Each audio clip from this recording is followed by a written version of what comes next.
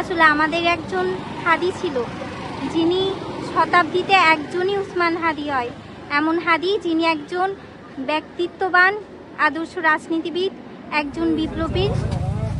সঙ্গীত প্রেমী ছিলেন তিনি, মনে প্রাণে কাজী নজরুলকে ধারণ করতেন। তার বিভিন্ন বক্তব্য উক্তিতে দেখবেন যে সে কাজী নজরুলের কথাগুলিকে তুলে আনে। সে একজন শিল্পী প্রেমী, তার কথাবার্তা, তার আচার আচরণ, তার চালচলন, তার সব কিছুতে একটা শৈল্পিক ভাব আছে। আমরা শিল্পী হিসাবে আমরা এই বিষয়টাকে তো আমরা আমাদের গ্রাফিটি, আমাদের কর্ম, মানে আমাদের গ্রাফিটি, আমাদের চিত্রাঙ্কনের মাধ্যমে তার এই বিষয়টা নিয়ে আমরা প্রতিবাদ জানাচ্ছি।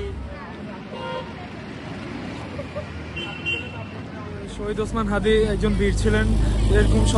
এরকম সন্তান এই বাংলার বুকে কত শত বছর পর জন্মে তা বলা যায় না। তাই তার দেখানো পথ, তার বলা উক্তিগুলো আমরা চট্টগ্রাম শহর দেওয়ালগুলোতে আমরা গ্রাফিতির মাধ্যমে তুলে ধরছি। তার যাতে এই প্রজন্মের পর প্রজন্ম রাস্তায় হেঁটে যাওয়া শিশু থেকে বৃদ্ধ সবাই যাতে জানতে পারে সে কে ছিলেন, সে কি উক্তি বলে গেছেন, তার দেশপ্রেম কিরকম ছিল, সে দেশের জন্য কি পথ দেখিয়ে গিয়েছেন, তা সবার যাতে শিক্ষণীয় হয়। তাই আমরা এই উইন্ডস অফ জুলাই এই উদ্যোগটি নিয়েছি, যাতে দেওয়ালে দেওয়ালে তার উক্তিগুলো ছড়িয়ে দিতে পারে।